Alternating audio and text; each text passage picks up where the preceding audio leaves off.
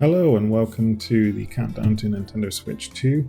This is week 18, which means we are now only 2 weeks away. In just 14 days as of recording, I will likely be playing the Nintendo Switch 2, which is super exciting. I cannot wait to get my hands on it. So before getting started, if you could follow me on Blue Sky, that's at mapmania.bsky.social, and like and subscribe on here as well, that'd be great. So for this video, we're going to be asking, where is Mario? And as well as all of the other titles that we were kind of expecting to see, or that now we know a bit more that we would have expected to see, and where they are, what's going to come from them, and when we might expect to actually see them. So let's get right into it. Mario is missing. Obviously, he's not fully missing. We know he's going to be driving around in Mario Kart a lot, but everyone was expecting 3D Mario. As of October of later this year, it will have been 8 years since his last full 3D outing. We did have Bowser's Fury a few years ago, but obviously that was only, 3-ish hour long kind of experience. It was awesome, but not super long, so we're all waiting for that next full game to come out. It seems like the Odyssey team, the team that made the last one, has been working on Donkey Kong Bonanza. My gut instinct is that this maybe was finished a little while ago and they were waiting for Switch 2 to release it. It just feels like it's something that they probably would have started on straight after Odyssey, and I don't think it's something that they would have spent all 8 years on. Because if it was, I think that they wouldn't be releasing it just 6 weeks after launch. I think it would either be launch day or like a holiday title of October, November. And also it just doesn't kind of feel like they would have gone 8 years ago, right, Switch 2 is going to come out at some point, let's start making a Donkey Kong game for it now. It just seems like something that could have come up and they probably started working on it Switch 1, like we recently found out was the case for Mario Kart World. They originally started making it for Switch 1 and then were like, actually Switch 2's like, we're starting to get an idea of what the hardware for that's going to be. That's going to be better for us to make it for that. So I think Donkey Kong Bonanza could have been the same way for that. So it could be that they have already started our work on the next 3D Mario game, or even perhaps we're working on them simultaneously, like maybe Bonanza was a bit of a smaller team and Odyssey was the main thing, or maybe they just, went backwards and forwards between both. So they could have been working on this new 3D Mario since Odyssey, I suppose, if they are doing the two-team thing. I don't know how much is known about the actual devs team, or like whether that would have come out. So I don't know if we can say for sure one way or the other. I mean, even if my theory is true that DK Bonanza was finished a little while ago, like I think that would only give them a couple years to go, and that would mean that the next 3D Mario is at least at minimum like 2 years out. And that just doesn't seem right to me that Nintendo would wait 10 years between titles. I suppose they did do it for Mario Kart, they let that have an 8-year dev cycle, so maybe it just doesn't feel right, especially with Zelda also not being on like such a long dev cycle. But we've only recently got Tears of the Kingdom, so like I don't think that they'd let Switch 2 go 2 years without either a brand new Zelda or a brand new Mario platformer. But we'll see, just because it's never happened before doesn't mean it can't happen. So yeah, there's part of me that thinks that they just don't want to talk about it until DK comes out. So I feel like, or maybe just before it comes out, like maybe they'll do an early July, late June kind of direct for like E3, which isn't E3 anymore. And then they'll give us like a teaser for the next Mario, and maybe it's late this year, early next. You would imagine that they would be planning to release it around the movie, which I believe is April of next year. So maybe they're kind of going to release it March next year. That could be a nice birthday present for me, Nintendo, just so you know. So yeah, I would. That's kind of where I'm at, is that they do actually have it, and they were working on DK Bonanza as well, or maybe it is a secret new team, or maybe even a third party. That'd be crazy. But I think somebody else, I think it has been worked on. If I were to guess, I think it is going to come by the end of next year at the latest. Also, where is Wind Waker and Twilight Princess HD? Obviously, we know we're getting Wind Waker through the Nintendo Classics GameCube, however they're actually wording that. will we also get Twilight Princess? Because obviously that is technically a GameCube game, but I think most people see it as Wii, myself included. Personally, I'd love to see Twilight Princess come to the GameCube because the GameCube Nintendo Classics, because I've never played that version of the game. I've played the Wii version, I played the Wii U version, so it would be cool to be able to play the GameCube version. I don't think that Wind Waker or Twilight Princess, or both of them being on the GameCube service, means that we can't get the HD versions, but I think it does mean I don't think we're getting Wind Waker HD this year. I don't think they would put Wind Waker on the GameCube Classics in June and then in December release Wind Waker HD. That just doesn't, like, why would you do that? Why not just wait for one of them at least? But then, you know, they're doing 2 racing games on Switch in the first year, which I never would have expected, so anything is possible. But the question kind of is, do we need both? For Twilight Princess, I think it's less needed. I think the GameCube version, I'm assuming, is pretty similar to the HD version, just without the HD-ness. Wind Waker did add a lot more to make it a lot better. It added the fast sail, and it reduced the Triforce quest towards the end of the game to make it less repetitive, monotonous. So I think Wind Waker HD is much more needed than Twilight Princess HD, but if you're going to do one, you might as well do the other. So I think we will get both, or the only reason we wouldn't get Wind Waker HD or Twilight Princess HD is because they're planning to do like bigger remakes for both of them, and that would actually be really cool. That would be my preferred option, but I think we will get them both. I can see it, you know, we get Wind Waker on GameCube, maybe we get Twilight Princess on HD later this year, early next, something like that. And then a year or so after that, maybe we get Twilight Princess on the GameCube Classics, and then we get Wind Waker HD a bit after that. Like, just, you know, spread them out a bit, especially because we're not getting a brand new Zelda anytime soon. So I think that would be good. Do we need both versions? I've already covered that. Not really, but it would be cool to have. Similarly, where is Metroid Prime 2 and 3? This is personal for me. I've played through Metroid Prime 1 to 3 once.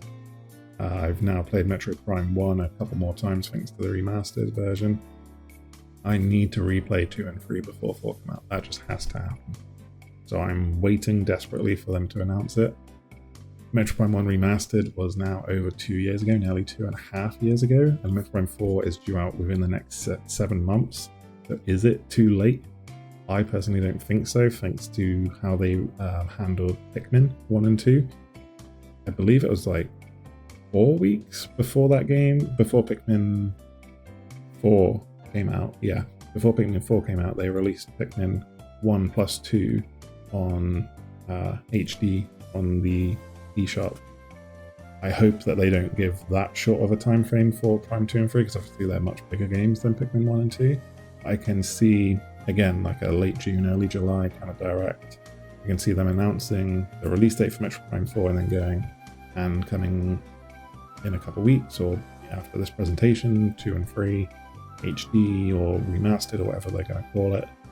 And then that will give us presumably a few months to play through those before we get to Prime 4. I've seen some people concerned that they're worried about Metroid priming people, like giving them too much of it. I don't think that's a concern, because again, I don't think they would have done Pikmin 1 and 2 if that was the case. I do get it, but I think anyone that's worried about that is just not going to get Prime 2 and 3, or they're going to get that and wait to get Prime 4. I don't think it's a big deal.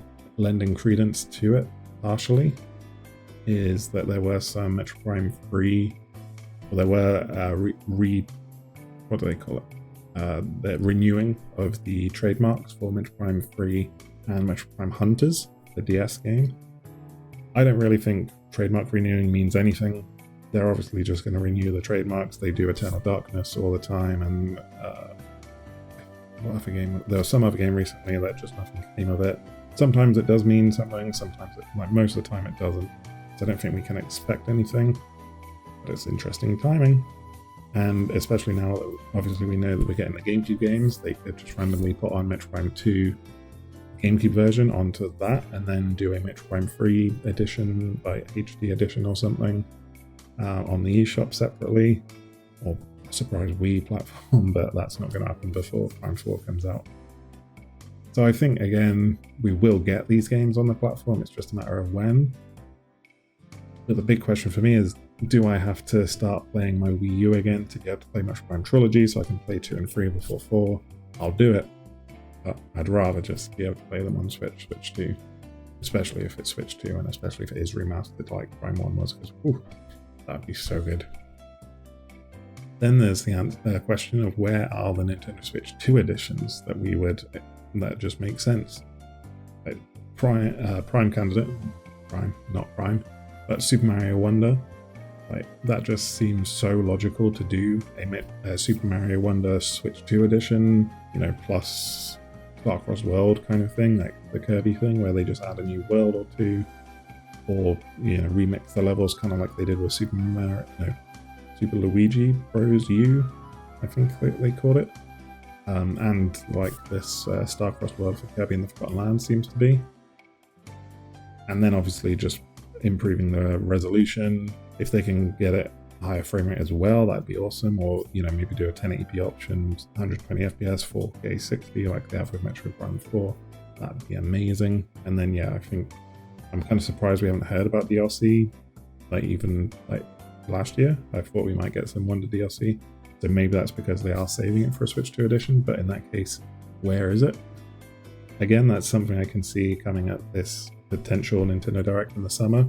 But then for Mario in particular, there's the subject of the 40th anniversary.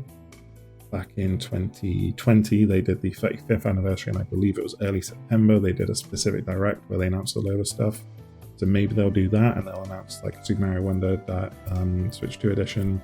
Maybe that's where we'll get the first teaser of the next 3D Mario game, or the first full look, maybe, and release date even. And obviously the Mario movie trailer as well. So that's something to keep an eye out for that in particular. Another Switch 2 edition that I think just makes a lot of sense is Pikmin 4. I don't think we're going to get a Pikmin 5 anytime super soon, so I think it just makes sense to, again, increase resolution, increase frame rate as much as possible. Pikmin 4 in 4K would look gorgeous. I mean, it already looks gorgeous, but yeah, just upping that resolution would really help out, I think. And if you can improve the frame rate at the same time, then even better. Again, I think it's kind of surprising they haven't done some form of DLC, like even Pikmin 3 got, was it the bingo maps they called them? They got those kind of like small amounts of DLC, whereas Pikmin 4 hasn't got anything. I believe it's the fastest selling of the series. I mean, maybe they just never planned to do DLC. I think that's possible. Maybe they wanted to go straight onto Pikmin 5. Even if that's the case, again, we're still at minimum a year away, 2 years from that, probably more based on how they usually go. So it makes sense, in my opinion, to just give us the upgraded version of Pikmin 4 with some new content. Or not, maybe they could just do it as one of the free updates, but I think they'd want to add some level of content to get a bit more money out of it.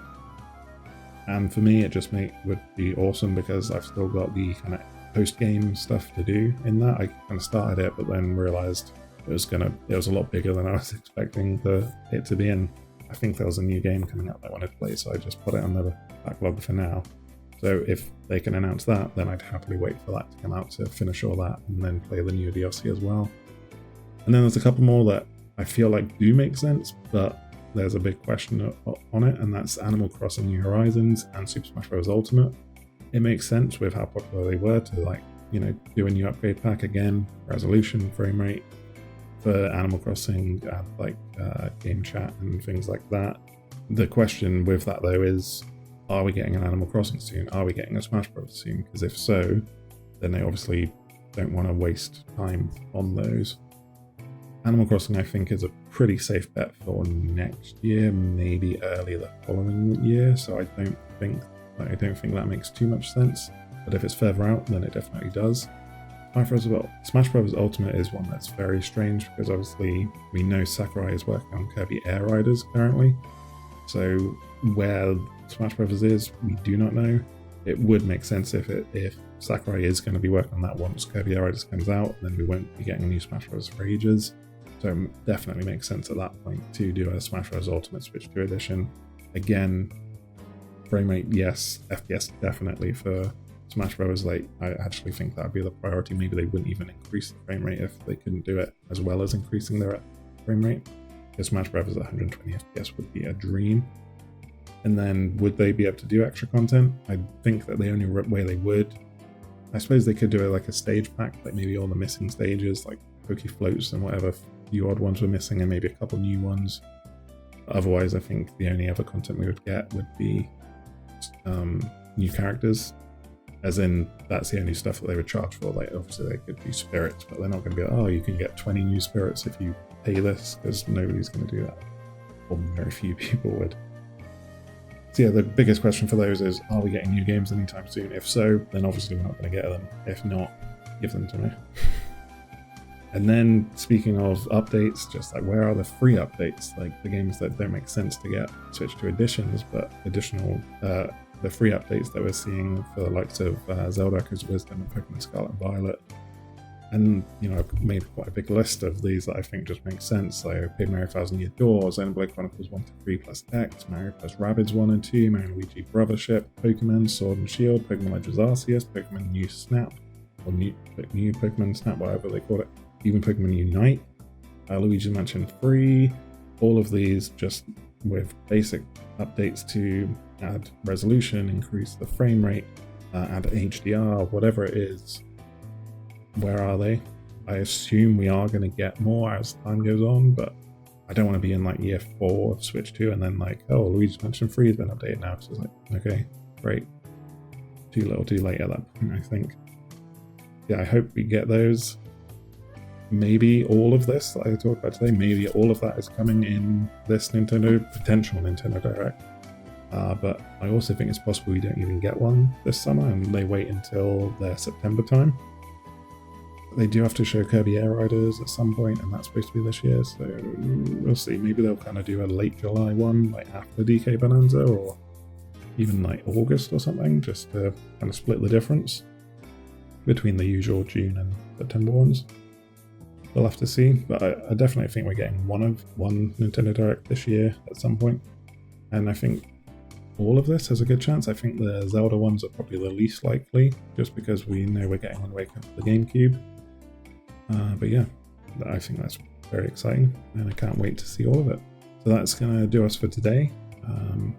Next week, we're going to be doing the final episode of this countdown.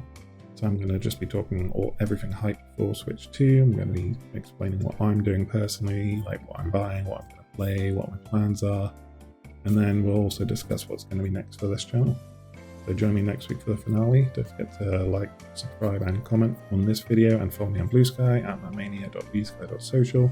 And thank you very, very much for watching. I'll see you next time. Bye.